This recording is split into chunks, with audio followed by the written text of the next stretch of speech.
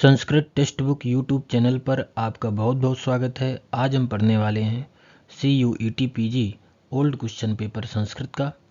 तो इसी क्रम में हम स्टार्ट करते हैं और यह हमारी दूसरी कक्षा है। इसके पहले एक कक्षा हो चुकी है, यह दूसरी कक्षा है और संपूर्ण जितने भी पेपर हो चुके हैं 2023 में अथवा 2022 में, उन समस्त क्वेश्चन पेपरों का यहाँ पर MCQ करवाया जाएगा। तो इसी क्रम में अब हम आगे बढ़ते हैं। इसी क्रम में हमारा अगला क्वेश्चन है, रामायणस्य एतानि कांडानि क्रमेण व्यवस्थापयत। रामायण के इन कांडों को क्रम से व्यवस्थापित करना है कि इनका क्रम क्या है। तो सर्वप्रथम कौन सा कांड आता है? सर्वप्रथम आता है बाल कांड, फिर इसके बाद आता है आपका अयोध्या कांड, फिर इसके बाद आता है आपका अरण्य कांड, फिर इसके बाद आता है आपका किष्किंधा कांड और फिर इसके बाद आता है आपका सुंदर कांड। तो यहाँ पर आपका फर्स्ट ऑप्शन जो है सही हो जाएगा। पहले में आएगा बाल कांड आ जाएगा, फिर इसके बाद आएगा दूसरे नंबर पे अयोध्या कांड, तीसरे नंबर पर आपका आएगा अरण्य कांड, चौथे नंबर पर आएगा किष्किंधा कांड और पांचवें नंबर पर आएगा आपका सुंदर कांड। अगर अब हम रामायण के बारे में बात करते हैं तो इसमें प्रधान रस क्या है? करुण रस है। ये भी परीक्षा में पूछा जाता है। इसमें 7 कांड हमको प्राप्त होते हैं। पहला है बाल कांड जिसमें 77 सर्ग हैं, फिर इसके बाद अयोध्या कांड है जिसमें 119 सर्ग हैं, अरण्य कांड है जिसमें 75 सर्ग हैं, किष्किंधा कांड है जिसमें 67 सर्ग हैं, सुंदर कांड है जिसमें 68 सर्ग हैं और युद्ध कांड है जिसमें 128 सर्ग हैं, उत्तर कांड है जिसमें 111 सर्ग हैं। अगला क्वेश्चन है, तर्क संग्रह अनुसारम एतानि कर्माणि क्रमेण व्यवस्थाप्यत। तर्क संग्रह के अनुसार इन कर्मों को क्रम से व्यवस्थापित करना है, क्योंकि तर्क संग्रह में कुल 5 कर्म होते हैं। तो इन 5 कर्मों को क्रम से आपको जो है व्यवस्थापित करना है। तो सर्वप्रथम क्या आ जाएगा आपका? पहले आएगा आपका उत्क्षेपण, फिर इसके बाद कौन सा आता है? अपक्षेपण, फिर इसके बाद आता है आकुंचन, फिर इसके बाद आता है आपका प्रसारण, फिर इसके बाद आता है आपका गमनम। तो यहाँ पर आपका थर्ड ऑप्शन सही हो जाएगा। अगर हम इनका क्रम देखते हैं तो पहला इसका क्रम क्या है? अगर उसमें देखोगे तो पहला है आपका बी नंबर, माने पहला है उत्क्षेपण, फिर इसके बाद है आपका अपक्षेपणम, दूसरे नंबर का है, फिर तीसरे नंबर का है आपका आकुंचनम, फिर इसके बाद है ए नंबर है प्रसारण, चौथे नंबर का है, और पांचवें नंबर का क्या है? गमनम। तो यहाँ पर आपका थर्ड ऑप्शन जो है सही हो जाएगा। अब इसी क्रम में बात करते हैं कर्मों की। तो कर्म के बारे में देख लेते हैं, क्योंकि तर्क संग्रह में दिया हुआ है। तो पहले है आपका उत्क्षेपण, अपक्षेपण, आकुंचन, प्रसारण, गमनानि पंच कर्माणि। यह जो है 5 कर्म होते हैं। किसके अनुसार? तर्क संग्रह के अनुसार, माने उत्क्षेपण, अपक्षेपण, आकुंचन, प्रसारण और गमन, ये 5 कर्म है। अब इन्हीं की उत्क्षेपण क्या है, अपक्षेपण क्या है, आकुंचन क्या है, प्रसारण क्या है, गमन क्या है, इसके बारे में यहाँ पर बताया हुआ है और इनका लक्षण दिया हुआ है। तो हमें मात्र इतना तात्पर्य है कि कर्म कुल कितने होते हैं और इनका क्रम क्या है, इसको देखना है। इसी क्रम में अगला क्वेश्चन है, अधा कथनद्वयम लिखितम कथनम मेघदूतस्य नायकः यच्छः अस्ति। मेघदूत का नायक क्या है? यक्ष है। तो यह पूर्ण रूप से सत्य है। फिर कथन दिया हुआ है, अभिज्ञान शाकुंतलस्य नायिका शकुंतला अस्ति। अभिज्ञान शाकुंतल की नायिका जो है शकुंतला है। तो देखो यहाँ पर दोनों कथन सही दिए गए हैं। माने जो कथन 1 है मेघदूतस्य, मेघदूत का जो नायक कौन है? यक्ष है। और अभिज्ञान शाकुंतला की नायिका कौन है? शकुंतला है। तो यहाँ पर आपका फर्स्ट ऑप्शन सही हो जाएगा। कथनम माने कथन 1 और कथन द्वितीय इति उभय सत्य, दोनों कथन क्या है यहाँ पर? पूर्ण रूप से सत्य है, इसलिए आपका फर्स्ट ऑप्शन सही है। अगर बात करते हैं यहाँ पर अभिज्ञान शाकुंतलम की, तो यहाँ पर इसका मंगलाचरण है, या सृष्टिराद्या बहति विधिहुतम या हवीर्या च होत्री ये द्वै कालम विधत्ता श्रुति विषय गुणा या स्थिता व्याप्य विश्वम या माहु सर्वबीज प्रकृतिरिति या प्राणिनः प्राणवन्तः प्रत्यक्षाभिप्रपन्नस्तनुभिरवतु वस्ताभिरष्टाभिरीशः। ये इसका मंगलाचरण है। अब देखो इस मंगलाचरण में जो है स्तुति किसकी की गई है? अष्टमूर्ति भगवान शिव की स्तुति की गई है। इसके लेखक कौन है? कालिदास जी हैं। और एक विधा क्या है? नाटक है एक प्रकार का। और इसमें कुल कितने अंक हैं? 7 अंक प्राप्त होते हैं। और उपजीव्य ग्रंथ, इस ग्रंथ का उपजीव्य ग्रंथ कौन सा है? महाभारत का आदि पर्व है और शकुंतलोपाख्यान से भी लिया गया है और पद्म पुराण के स्वर्ग खंड से भी इसके कथानक को लिया गया है, अभिज्ञान शाकुंतलम के। अगर हम बात करते हैं कि इसमें रस कौन सा है, तो इसमें प्रधान रस कौन सा है? श्रृंगार रस है। ये भी आपको स्मरण में रखना है। इसमें रीति कौन सी है? तो इसमें वैदर्भी रीति है। इसमें वृत्ति कौन सी है? इस ग्रंथ में कैसी वृत्ति है? गुण कौन है? प्रसाद गुण है। मेन पूछता है नायक। अब देखो यहाँ पर नायक कौन है? दुष्यंत है। लेकिन पूछ लेता है कभी कभार परीक्षा में कि इसका नायक कौन सा है, क्योंकि नायक 4 प्रकार के होते हैं। तो यहाँ पर जो दुष्यंत नायक हैं वह क्या है? धीरोदात्त नायक हैं। ये भी स्मरण में आपको रखना है। और इसमें नायिका कौन है? नायिका जो है शकुंतला है। और कैसी नायिका है? मुग्धा नायिका है। ये भी आपको स्मरण में रखना है। अब इसी क्रम में हम आगे बढ़ते हैं। इसी क्रम में अगला क्वेश्चन है अधः कथनद्वयम लिखितम। नीचे 2 कथन लिखे हुए हैं। कथन 1 है वैराग्य शतकम शतक त्रय परिगण्यते। वैराग्य शतकम शतक त्रय के अंतर गिनी जाती है, अर्थात वैराग्य शतकम शतक त्रय के अंदर परिगणित होती है अथवा शतक त्रय के अंतर्गत आती है। फिर यहाँ पर कथन जो दूसरा है हितोपदेशस्य चत्वारः भागा संति। हितोपदेश के 4 भाग हैं। तो देखो यहाँ पर दोनों कथन सही हैं। आपका कथन 1 और कथन 2 दोनों यहाँ पर कथन सही है। माने वैराग्य शतकम या शतक त्रय के अंदर अंतर्गत परिगणित होती है और हितोपदेश के 4 भाग हैं। तो यहाँ पर आपका कथन 1 और कथन 2 दोनों क्या हैं? सत्य हैं। अब देखो यहाँ पर हम देख लेते हैं कि भर्तृहरि के 3 प्रसिद्ध शतक हैं। उसमें क्या है? एक श्रृंगार शतक है, एक नीति शतकम है और तीसरा क्या है? वैराग्य शतकम है। ये जो है शतक त्रय के अंतर्गत आते हैं। ये किसके ग्रंथ है? तीनों भर्तृहरि के हैं। अगर हम बात करते हैं हितोपदेशस्य लेखकः पंडित नारायण शर्मा आसीत्। तस्य अस्मिन् ग्रन्थे चत्वारः भागाः सन्ति। मित्रलाभः सुहृद्भेदः विग्रहः संधि चेति। अस्मिन् ग्रन्थे 43 कथा संति। अत्र श्लोका नाम संख्या 723 वर्तते। अब देखो यहाँ पर अगर हम बात करते हैं तो जो यह हितोपदेश है पंडित नारायण शर्मा की है और इसमें इस ग्रंथ में कुल मिलाकर के 4 भाग हैं, मित्रलाभ, सुहृदभेद, विग्रह और संधि। तो इनका क्रम भी आपको स्मरण में रखना है कि मित्रलाभ, सुहृदभेद, विग्रह और संधि। फिर अगर बात करते हैं इसमें 43 कथाएं हैं और कुल मिलाकर के श्लोकों की संख्या जो है 723 है। ये भी आपको स्मरण में रखना है। और इसमें पशु पक्षियों के बारे में कथा है, इसको पढ़ करके बालक लोग क्या होते हैं? मुदित होते हैं, प्रसन्न होते हैं। इसी क्रम में अगला क्वेश्चन है नाट्यशास्त्रम पंचमो वेदः इति उच्यते। नाट्यशास्त्र को पंचम वेद कहा जाता है। फिर कथन 2 है नाट्यशास्त्रानुसारम नाट्यशालायाः निर्माणम विश्वकर्मा अकरोत्। माने नाट्यशास्त्र के अनुसार नाट्यशाला का निर्माण कौन करता है? विश्वकर्मा करता है। तो यहाँ पर आपको बताना है क्या दोनों कथन सही है अथवा दोनों कथन गलत हैं, या इनमें से कोई एक कथन सही है या इनमें से कोई दोनों कथन गलत हैं।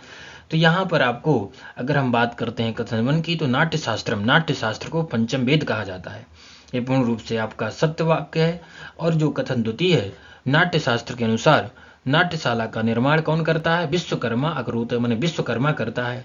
तो यहाँ पर आपके दोनों कथन जो है पूर्ण रूप से क्या है? कथन सही है। माने कथन 1 और कथन 2 इति उभय सत्यस्ता। दोनों कथन यहाँ पर क्या है? आपके पूर्ण रूप से सत्य हैं। अब बात करते हैं यहाँ पर नाट्यशास्त्र की। तो नाट्यशास्त्र में अगर हम देखें तो इसके कवि कौन है? अगर पूछ ले कि नाट्यशास्त्र के कवि कौन है, तो यहाँ पर ब्रह्मा है। इसके प्रयोजिता कौन है? महेंद्र है। नाट्याचार कौन है? इसमें भरत है नाट्यशास्त्र में। अगर पूछ ले कि नाट्यशास्त्र के अभिनेता कौन है, तो कोहल है। और सुकुमार उपस्करण कौन है नाट्यशास्त्र के? तो अप्सराएं हैं। वाद्यविद कौन है नाट्यशास्त्र के? हैं तो यहाँ पर स्वाति है। स्वाति नहीं, यहाँ पर स्वाति है। फिर यहाँ पर अगर हम बात करते हैं गीतकार कौन है नाट्यशास्त्र के, तो नारद है। मंडप रचयिता कौन है? अब देखो यहाँ पर पूछ लिया, इसके पहले क्या पूछा है? मंडप रचयिता। तो यहाँ पर मंडप रचयिता कौन है नाट्यशास्त्र के? विश्वकर्मा है। और प्रयोग काल कौन है नाट्यशास्त्र के? इंद्रोत्सव, सदृश इत्यादि सब क्या है? प्रयोग काल है। और नाट्यशास्त्र के सामाजिक क्षेत्र क्या है? तो यहाँ पर प्रशांत है। राग द्वेषादिक मुनिगण ये क्या है? सामाजिक कार्यकर्ता है नाट्यशास्त्र में। फिर कहते हैं नाट्य मंडप का रक्षक कौन है? तो यहाँ पर नाट्य मंडप का रक्षक भी पूछ सकता है। तो यहाँ पर कौन है? चंद्र। ये भी आपको याद रखना है। कवि, प्रयोजिता और नाट्याचार अभिनेता। और फिर अगर पूछेगा तो गीतकार पूछ सकता है, मंडप रचयिता और नाट्य मंडप का रक्षक। इसको विशेष रूप से देख लेना है आपको। इसी क्रम में अगला क्वेश्चन है अधा कथनद्वयम लिखितम। नीचे 2 कथन लिखे हुए हैं। कथन वन क्या है? भविष्यति इति रूपम लिट लकारे सिद्ध्यति। भविष्यति यह जो रूप है लिट लकार में सिद्ध होता है। और कथन जो द्वितीय है भविष्यति इति रूपम अस धातु वर्तते। भविष्यति यह जो रूप है अस धातु में बनता है। अब देखो यहाँ पर जो अस धातु है यह जो है अदादि की धातु है। और अदादि की धातु में कुछ लकारों में क्या होता है कि अस धातु के जो रूप हैं भू धातु के समान चलते हैं। जैसे भू धातु में भू धातु कहाँ है? भ्वादिगण की धातु है। तो जिस प्रकार भू धातु के रूप चलते हैं उसी प्रकार कुछ लकारों में अस धातु के रूप भी चलते हैं। तो यहाँ पर लिट लकार में भू धातु के समान ही अस धातु के रूप चलेंगे। इस कारण यहाँ पर क्या होता है? दोनों कथन आपके सत्य होते हैं, माने कथन वन भी और कथन द्वितीय भी। तो यहाँ पर आपका कथनम वन और कथन द्वितीय इति उभे सत्यस्ता, दोनों यहाँ पर कथन क्या होते हैं? पूर्ण रूप से सत्य होते हैं। इसी क्रम में अगला क्वेश्चन है अधा कथन द्वयम लिखितम। कथन वन क्या है? वाचा इति रूपम वाच इति शब्दस्य प्रथमा बहुवचने सिद्ध्यति। माने वाचा यह जो रूप है प्रथमा बहुवचन में सिद्ध होता है वाच शब्द से। और फिर यहाँ पर जो द्वितीय कथन दिया हुआ है वाचा इति रूपम वाच इति शब्दस्य द्वितीया बहुवचने सिद्ध्यति। अर्थात वाचा यह जो रूप है वाच शब्द से द्वितीया बहुवचन में सिद्ध होता है। अब यहाँ पर वाच शब्द रहता है प्रथमा के बहुवचन में भी वाचा बनता है और वाच शब्द से प्रथम द्वितीया के बहुवचन में भी क्या बनता है? वाचा यह प्रयोग बनता है। क्योंकि एक वचन द्विवचन बहुवचन तीन वचन होते हैं, तो यहाँ पर द्विवचन या एक वचन नहीं पूछा है बल्कि बहुवचन पूछा है, माने प्रथमा का बहुवचन और द्वितीया का बहुवचन। तो यहाँ पर दोनों सेम रूप बनते हैं। तो आपका हो जाएगा कथन वन और कथन द्वितीय दोनों क्या है? सत्य है। इस कारण आपका फर्स्ट ऑप्शन जो है यहाँ पर सही हो जाएगा। अब बात करते हैं वाच शब्द क्या है। वाच शब्द क्या है? माने चकारांत में है, चकारांत है और स्त्रीलिंग शब्द है। अब देखो यहाँ पर प्रथमा में क्या बनता है? वाक वाक वाचो वाचा। अब यहाँ पर प्रथमा के बहुवचन में और प्रथमा के और द्वितीया के बहुवचन में दोनों को देखना है, दोनों में क्या बनता है? सेम रूप बनता है। इसी प्रकार अगर हम बात करते हैं पंचमी और षष्ठी में, तो पंचमी और षष्ठी के एक वचन में भी दोनों में सेम रूप बनता है, इसमें किसी प्रकार का कोई परिवर्तन नहीं होता है। फिर अगर बात करें तो देखो यहाँ पर आपका जो है तृतीया चतुर्थी पंचमी, इनमें जो दो वचन है इनमें भी क्या बनता है? सेम रूप बनता है। इसी प्रकार चतुर्थी और आपका पंचमी, इसमें भी बहुवचन में सेम रूप बनता है। तो आपको स्मरण में इतना करके रखना है। इसी प्रकार वाचो वाचो, ये भी क्या है? सेम रूप बनता है। परिवर्तन होता है एक वचन में वाचम, द्वितीया के एक वचन में, और बाकी जो है संबोधन में हे वाग ये बनता है। तो आपको विशेष रूप से याद में स्मरण में रखना है। जैसे वाचो वाचो यहाँ पर षष्ठी और सप्तमी के दो वचन में भी क्या बनता है? सेम रूप बनता है। तो इसको भी आपको स्मरण में रखना है। इसी क्रम में अगला क्वेश्चन है अधा कथन द्वयम लिखितम। दो कथन नीचे लिखे हुए हैं। पहला जो कथन है जैन संप्रदाय षड्विंशति तीर्थंकराः सन्ति। जैन संप्रदाय में 26 तीर्थंकर हुए हैं। फिर यहाँ पर जो कथन द्वितीय है जैना नाम चतुर्विंशति तमः तीर्थंकरः महावीरः आसीत्। जैनों के चतुर्विंशति तमः अर्थात 24वें तीर्थंकर में से 24वें तीर्थंकर महावीर थे। तो यहाँ पर आपका जो है जो 24वें तीर्थंकर थे वह कौन थे?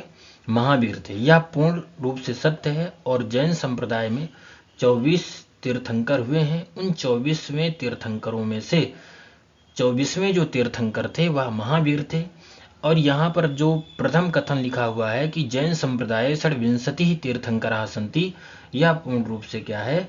असत्य है। क्योंकि कुल मिलाकर के 24 तीर्थंकर हुए हैं और उसमें जो 24वें तीर्थंकर थे वह कौन थे? महावीर थे। तो यहाँ पर आपका कथन वन क्या है? गलत होता है। कथन दो पूर्ण रूप से क्या है? सत्य है। तो यहाँ पर कथनम वन सत्यमस्ति परंतु कथनम द्वितीय सत्यमस्ति, कथनम वन असत्यमस्ति परंतु कथनम द्वितीय सत्यमस्ति। तो यहाँ पर आपका फोर्थ ऑप्शन जो है सही हो जाएगा।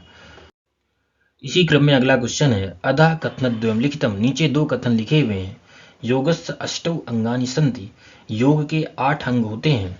अब यहाँ पर जो कथन द्वितीय है अभ्यास वैराग्याभ्याम चित्तवृत्ति नाम निरोधा भवति। अभ्यास और वैराग्य से ही चित्त वृत्तियों का क्या होता है? निरोध होता है। तो यहाँ पर पूर्ण रूप से जो कथन वन है यह भी सही है, क्योंकि योग के 8 अंग होते हैं और अभ्यास और वैराग्य से ही चित्त वृत्तियों का क्या होता है? निरोध होता है। तो यहाँ पर कथन वन और कथन द्वितीय इति उभे सत्यस्ता, दोनों यहाँ पर कथन क्या है? पूर्ण रूप से सत्य है। यहाँ पर योग के 8 अंगों के बारे में बताया गया है। यम नियम आसन प्राणायाम प्रत्याहार धारणा ध्यान समाधियों अष्टौ अंगानी, यह जो है योग के 8 अंग हैं।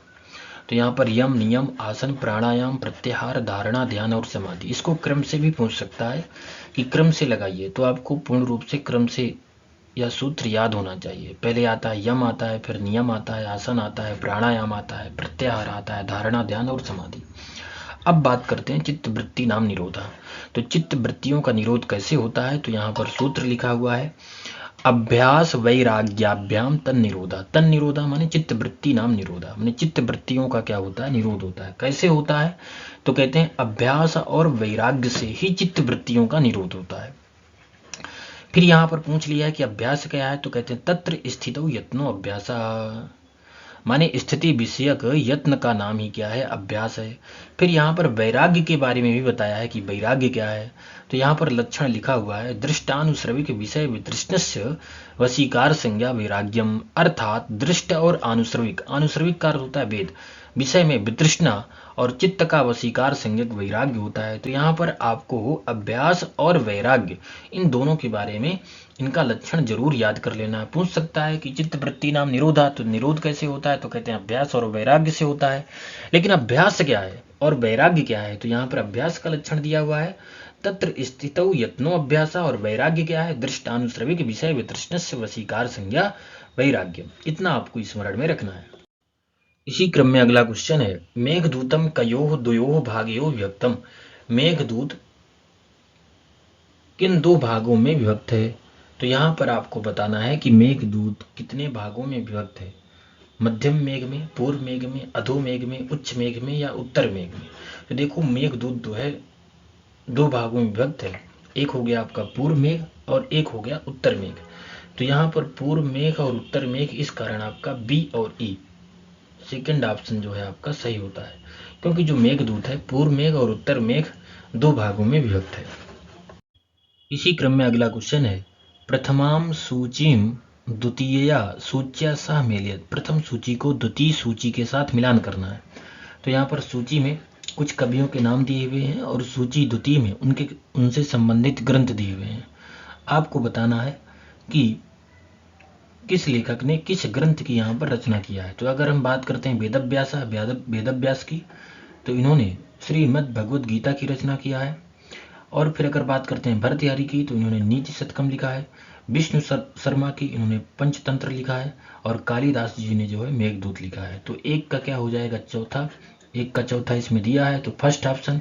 बी का क्या हो जाएगा, फर्स्ट हो जाएगा। सी का आपका हो जाएगा विष्णु शर्मा का द्वितीय, और डी का क्या हो जाएगा, तीसरा हो जाएगा। तो यहाँ पर आपका फर्स्ट ऑप्शन जो है सही हो जाएगा। इसी क्रम में अगला क्वेश्चन है अभिज्ञान शाकुंतले पात्राणि सन्ति। अभिज्ञान शाकुंतल में नामक ग्रंथ में पात्र हैं प्रियंवदा, शकुंतला, अनुसुईया पात्र है, दुष्यंता दुष्यंत पात्र है, अथवा पद्मावती पात्र है। तो यहाँ पर देखो प्रियंवदा भी अभिज्ञान शाकुंतल ग्रंथ में पात्र है, और शकुंतला भी, और अनुसुईया भी, और दुष्यंत भी। तो यहाँ पर ए बी सी डी आपके ऑप्शन सही हो जाएंगे, और सेकंड ऑप्शन आपका सही होता है। माने अधोलिखितेषु विकल्पेषु उचिततमम उत्तरम चिनुत। अधोलिखित विकल्पों में से आपको सही उत्तर का चुनाव करना है। तो यहाँ पर आपका सेकंड ऑप्शन जो है सही हो जाएगा। अब बात करते हैं पात्र परिचय की। तो यहाँ पर दुष्यंत कौन है, राजा है। शकुंतला दुष्यंत की प्रेमिका है। मांडव्य यहाँ पर क्या है, विदूषक है, इसके बारे में भी पूछ सकता है। अनुसुईया और प्रियंवदा शकुंतला की 2 सखियां हैं। मेनका कौन है, शकुंतला की माता है। विश्वामित्र शकुंतला के पिता हैं। सोमरात जो है दुष्यंत का पुरोहित है। मातली इंद्र का सारथी है। बात करें सूत की, तो दुष्यंत का सारथी है। भद्रसेन जो है दुष्यंत का सेनापति है। इसी प्रकार पीसुन की बात करते हैं, तो यह जो है दुष्यंत का मंत्री है। गालो जो है ऋषि मारीच का शिष्य है। वातायन कौन है, रनिवास की देखभाल करने वाला एक वृद्ध ब्राह्मण कंचुकी है। नटी कौन है, सूत्रधार की पत्नी है। अदिति कौन है, मारीच की पत्नी है। सानुमति कौन है, मेनका की सखी एक अप्सरा है। चतुरिका यौनी कौन है, राजा की सेविका है। गौतमी क्या है, कौंड के आश्रम की अध्यक्षा एक वृद्धा तापसी है। वेत्रवती और प्रतिहारी क्या है, राजा की द्वारपालिका है। तापसी कौन है, मारीच के आश्रम की क्या है, तपस्विनी है। तो कुल मिलाकर के जो विशेष पात्र इसमें दिए हुए हैं उनके बारे में आपको देखना है। इसी क्रम में अगला क्वेश्चन है शब्दस्य तिस्रः शक्तयः भवन्ति। शब्द की 3 शक्तियाँ होती हैं। कौन कौन सी? अविदा, लक्षणा, व्यंजना। तो यहाँ पर आपका क्या हो जाएगा? बी और डी और ई। बी डी ई, इस कारण आपका थर्ड ऑप्शन जो है सही हो जाएगा। बी डी ई माने अविदा, लक्षणा और व्यंजना। अब देखो यहाँ पर शब्द शक्ति के बारे में बात करते हैं तो 3 प्रकार के भेद होते हैं इसके। तो यहाँ पर 3 प्रकार के शब्द होते हैं। एक होता है वाचक, होता है लक्षक, होता है व्यंजक होता है। फिर 3 प्रकार के अर्थ भी होते हैं इसके। वाच्य होता है, लक्ष्य होता है, व्यंग्य होता है। 3 प्रकार की शब्द शक्तियाँ भी होती हैं, अविदा, लक्षणा और व्यंजना। लेकिन यहाँ पर मुकुल भट्ट क्या मानते हैं? व्यंजना ही मानते हैं। 3 प्रकार की शक्तियों में केवल व्यंजना को ही शक्ति मानते हैं। ये भी आपको स्मरण में रखना है। इसी क्रम में अगला क्वेश्चन है, अधोलिखितेषु संप्रदान संज्ञा विधायकम सूत्रम नास्ति। अब देखो यहाँ पर आपको सूत्रों को देख करके बताना है कि कौन सा सूत्र संप्रदान संज्ञा नहीं करता है अथवा संप्रदान संज्ञा विधायक सूत्र नहीं है। तो यहाँ पर जो फर्स्ट ऑप्शन दिया हुआ है, तथा युक्तम चानीप्सितम, यह सूत्र संप्रदान संज्ञा विधायक सूत्र नहीं है। अथवा रुच्यर्था नाम प्रियमाणः आख्यातोपयोगे यतश्च निर्धारणम राधिच्योर यस्य विप्रश्नः। तो यहाँ पर देखो आपके जो बी और ई ऑप्शन में दिए हुए हैं 2 सूत्र, रुच्यर्था नाम प्रियमाणः, इस सूत्र के माध्यम से संप्रदान संज्ञा होती है और उसमें क्या होती है? चतुर्थी विभक्ति होती है। इसी प्रकार राधिच्योर यस्य विप्रश्नः, इस सूत्र के माध्यम से भी संप्रदान संज्ञा होती है और फिर उसमें चतुर्थी विभक्ति होती है। तो यहाँ पर आपका बी और ई, यह जो 2 सूत्र हैं संप्रदान संज्ञा विधायक सूत्र हैं। इसके अलावा तथा युक्तम चानीप्सितम, आख्यातोपयोगे और यतश्च निर्धारणम, ये 3 सूत्र जो है संप्रदान संज्ञा विधायक सूत्र नहीं है, बल्कि 2 यहाँ पर रुच्यर्था नाम प्रियमाणा और राधिच्योर यस्य विप्रश्नः, यह 2 सूत्र संप्रदान संज्ञा विधायक सूत्र हैं। तो यहाँ पर पूछा है आपसे, अधोलिखितेषु संप्रदान संज्ञा विधायकम सूत्रम नास्ति, नीचे लिखे हुए सूत्रों में से संप्रदान संज्ञा विधायक सूत्र नहीं है। तो यहाँ पर आपका ऑप्शन हो जाएगा ए और सी और डी, फर्स्ट ऑप्शन आपका यहाँ पर सही हो जाएगा। अब देखो यहाँ पर हम सूत्रों के बारे में देखते हैं। राधिच्योर यस्य विप्रश्नः, ये सूत्र क्या कहता है कि राध धातु अथवा इच्छ धातु के प्रयोग में जिसके बारे में हम विविध अनेक प्रकार के प्रश्न करते हैं अथवा किया जाता है, उसकी क्या होती है? संप्रदान संज्ञा होती है। तो यहाँ पर और किस प्रकार का अर्थ गम्यमान हो, शुभ और अशुभ अर्थ गम्यमान हो, लेकिन वहाँ पर राध और इच्छ धातु का प्रयोग हो, तो जिसके बारे में हम प्रश्न करते हैं या किसी के बारे में पूछते हैं, तो यहाँ पर जैसे कृष्णाय राध्यति इच्छते वा, तो कृष्ण के बारे में पूछा जा रहा है, एक सखी दूसरे सखी से पूछ रही है, तो वहाँ पर क्या होता है? जिसके बारे में हम पूछते हैं उसकी संप्रदान संज्ञा होती है और फिर जाकर के उसमें चतुर्थी विभक्ति हो जाती है। इसी प्रकार जो दूसरा सूत्र है आपका रुच्यर्था नाम प्रियमाणः, अब यह सूत्र भी संप्रदान संज्ञा करता है। किसके योग में? रुच्यर्थक धातुओं के योग में, रुच के अर्थ वाली धातुओं के योग में। जो प्रियमाण अर्थात इसका अगर हम अर्थ करें, जैसे रुच्यर्थक धातु का योग हो और जिसको जो चीज़ अच्छी लगती हो, तो जिसको अच्छी जो चीज़ लगती है उसकी क्या होती है? संप्रदान संज्ञा होती है। और जो अच्छी लगती है उसमें प्रथमा विभक्ति होती है। जैसे यहाँ पर हरे रोचते भक्ति, माने हरि को भक्ति अच्छी लगती है। तो यहाँ पर किसको अच्छी लग रही है? हरि को लग रही है। क्या लग रही है? भक्ति लग रही है। तो भक्ति में क्या हो जाएगी? प्रथमा। और जिसको अच्छी लग रही है उसमें क्या हो जाएगी? चतुर्थी हो जाएगी। और यहाँ पर रुच्यर्थक धातु का भी क्या है? प्रयोग है। तो यहाँ पर इन 2 सूत्रों के माध्यम से संप्रदान संज्ञा होती है और संप्रदान संज्ञा का फल क्या होता है? उस शब्द में चतुर्थी विभक्ति हो जाना। इसी क्रम में अगला क्वेश्चन है, अधोलिखितेषु अव्ययीभाव समासस्य उदाहरण नास्ति।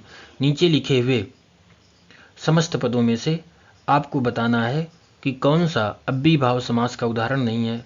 अब देखो यहाँ पर जो अव्ययीभाव समास होता है उसमें पूर्व पद क्या रहता है? अव्यय रहता है। जैसे निर्जनम, तो यहाँ पर निर शब्द क्या है? अव्यय है, इस कारण यहाँ पर अव्ययी भाव समास हुआ है। चौर भयम यहाँ पर अव्यय नहीं है, इसका मतलब यह अव्ययी भाव समास का उदाहरण नहीं है। उपनगरम में नगरस्य समीपम उपनगरम, तो यहाँ पर उप जो है अव्यय लगा हुआ है, इसका मतलब उपनगरम क्या है आपका अव्ययी भाव समास का उदाहरण है। फिर यहाँ पर जित शत्रु, अब देखो यहाँ पर भी जो है अव्यय नहीं दिया हुआ है, इसका मतलब यह जो है अव्ययी भाव समास का उदाहरण नहीं है। अब पितरौ, पितरौ में क्या है द्वंद्व समास है, क्योंकि यहाँ पर अव्यय भी नहीं है, इस कारण यहाँ पर अगर हम देखते हैं तो चौर भयम, जित शत्रु और पितरौ, यह जो तीन समस्त पद दिए हुए हैं, इन तीन समस्त पदों में अव्ययी भाव समास नहीं है, बल्कि निर्जनम और उपनगरम इन दो समस्त पदों में अव्ययी भाव समास है। तो यहाँ पर पूछा है कि अव्ययी भाव समासस्य उदाहरण नास्ति, अव्ययी भाव समास का उदाहरण नहीं है। तो यहाँ पर आपको बी ऑप्शन और आपका डी ऑप्शन और ई ऑप्शन, तो यहाँ पर बी, डी और ई आपका फोर्थ ऑप्शन जो है सही हो जाएगा। अब देखो यहाँ पर इसी क्रम में हम अगला क्वेश्चन देखते हैं। असंप्रज्ञात समाधे भेदा संति, असंप्रज्ञात समाधि के भेद होते हैं। अगर बात करें समाधि की, तो समाधि दो प्रकार की होती है, संप्रज्ञात और असंप्रज्ञात। तो यहाँ से आपसे पूछा गया है कि असंप्रज्ञात समाधि के कुल कितने भेद होते हैं। विपर्यय होता है, उपाय प्रत्यय होता है, भव प्रत्यय होता है, अथवा विद्या अथवा निद्रा। तो यहाँ पर असंप्रज्ञात समाधि के दो भेद होते हैं, एक आपका होता है उपाय प्रत्यय और दूसरा क्या होता है भव प्रत्यय होता है। तो यहाँ पर बी और सी थर्ड ऑप्शन आपका जो है सही हो जाएगा। अब देखो यहाँ पर दिया हुआ है समाधि के प्रकार बताए गए हैं कि जो समाधि होती है दो प्रकार की होती है, एक संप्रज्ञात समाधि होती है और दूसरी जो है असंप्रज्ञात समाधि होती है। अगर हम संप्रज्ञात समाधि की बात करते हैं तो इसके चार भेद किए गए हैं, माने संप्रज्ञात समाधि के चार प्रकार की होती है। कौन कौन सी? वितर्कानुगत, विचारानुगत, आनंदानुगत, अस्मितानुगत। तो फिर इनका लक्षण भी आगे कर दिया गया है, लेकिन आपको इतना समझना है कि समाधि दो प्रकार की होती है, संप्रज्ञात और असंप्रज्ञात। फिर आपकी जो संप्रज्ञात समाधि है इसके चार भेद होते हैं, माने वितर्क, विचार, आनंद, अस्मितानुरूपानुगमात संप्रज्ञातः। तो तात्पर्य यही है, या जो लक्षण है योग सूत्र में आपको समस्त लक्षण प्राप्त हो जाएंगे और विस्तार रूप से आप वहां जाकर के पढ़ भी सकते हैं। अब यहाँ पर बात करते हैं असंप्रज्ञात समाधि की। तो असंप्रज्ञात समाधि दो प्रकार की होती है।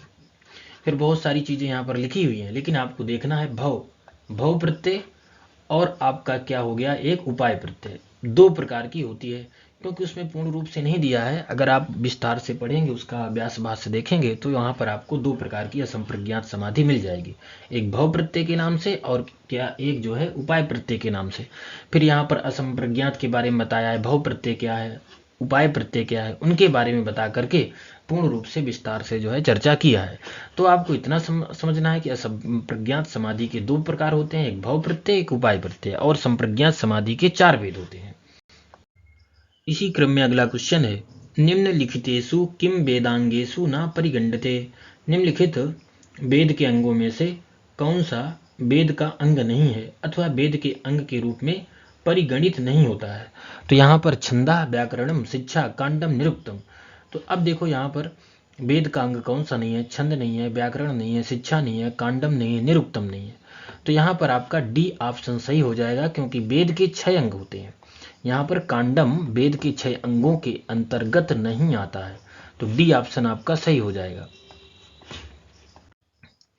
इसी क्रम में अब हम वेदांगों के बारे में जानते हैं। वेद के 6 अंग होते हैं।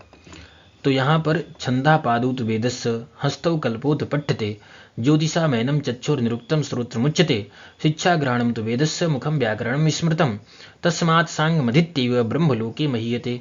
यह संपूर्ण जो है इस श्लोक आपको पाणिनि शिक्षा में प्राप्त हो जाएगा। अब यहाँ पर वेद के 6 अंग बताए गए हैं, छंद, कल्प, ज्योतिष, निरुक्त, शिक्षा और व्याकरण। तो छंदा पादुत वेदस्य, छंद क्या है, वेद के पैर हैं, और कल्प क्या है, वेद के हाथ हैं, ज्योतिष क्या है, वेद की आंख है, और निरुक्त क्या है, वेद के कान है, और शिक्षा क्या है, वेद की नाक है, और व्याकरण क्या है, वेद का मुख है।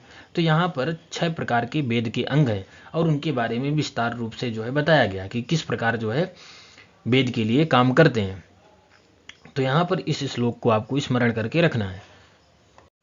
इसी क्रम में अगला क्वेश्चन है, तर्क संग्रहानुसारम प्रथमाम सूचीम प्रथमाम सूची द्वितीया सूच्या सह मेलयत। अब तर्क संग्रह के अनुसार प्रथम सूची को द्वितीय सूची के साथ मिलान करना है। तो कर्म कुल कितने होते हैं आपके? कर्म 5 होते हैं, पंचकर्माणी। फिर पदार्थ कुल कितने होते हैं? सप्त होते हैं। द्रव्य कुल कितने होते हैं? 9 होते हैं। और गुण कुल कितने होते हैं? 24 होते हैं। तो यहाँ पर एक का क्या हो जाएगा आपका? तीसरा हो जाएगा, बी का पहला हो जाएगा, सी का चौथा हो जाएगा और डी का क्या हो जाएगा? चतुर्विंशति। माने गुण कुल कितने होते हैं? 24 होते हैं। तो यहाँ पर आपका फर्स्ट ऑप्शन जो है सही हो जाएगा। फिर इसी क्रम में अगर हम बात करें, प्रथमाम सूची द्वितीय सूच्या सह मेलयत, माने प्रथम सूची को द्वितीय सूची के साथ क्या करना है? मिलान करना है। अब यहाँ पर प्रथमा, अब देखो जो प्रथमा शब्द है इसमें कौन सा प्रत्यय हुआ है? प्रथम शब्द रहता है, टाप हो जाता है, तब जाकर के आपका क्या बनता है? प्रथमा बनता है। तो यहाँ पर आपका ए का क्या हो जाएगा? चौथा हो जाएगा। अब ए का और दूसरे में भी ए का चौथा दिया हुआ है। फिर आपका बी आता है। तो यहाँ पर जब बी आता है तो बी में देखो गीप गीप दोनों में दिया है, पहले में तीसरे में भी। तो आप किसको लगाओगे? सबसे बड़ी प्रॉब्लम यही होती है। लेकिन चारों ऑप्शनों को देख करके आपको ही लगाना है, तब पता चलेगा कि कौन किस में कौन सा प्रत्यय होता है। तो यहाँ पर बी का अगर कर देते हैं तो बी का आपका गीस तो हो नहीं सकता है।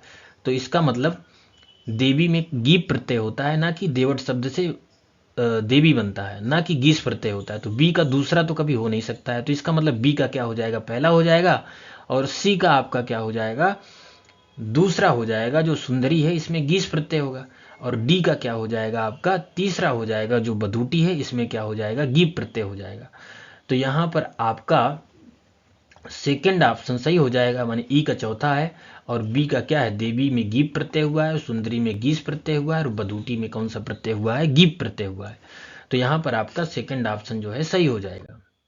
अब इसी क्रम में अगर हम आगे देखते हैं तो यहाँ पर देखो संपूर्ण रूप से अलंकारों के बारे में बताया गया है। अलंकारों का लक्षण दिया गया है और पूछा गया है कि किस अलंकार का कौन सा लक्षण है। तो यहाँ पर वर्ण असाम्यम अनुप्रासा, माने जहाँ पर क्या होती है? वर्णों की साम्यता होती है, वहां पर अनुप्रास अलंकार होता है। तो ए का आपने कहीं देखा कि ए का कहीं दूसरा दिया हुआ है, तो इसमें दोनों में तीसरे और चौथे में दोनों में दिया हुआ है। तो यहाँ पर ए का क्या हो जाएगा?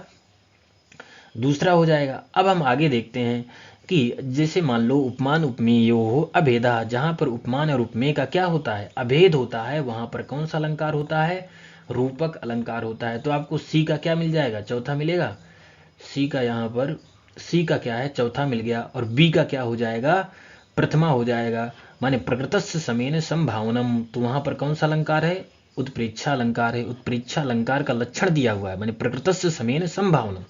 यह संपूर्ण लक्षण आपको काव्य प्रकाश में मिल जाएंगे और काव्य प्रकाश के लक्षणों को ही पढ़ करके आपको पूर्ण रूप से वहां जाना है परीक्षा में।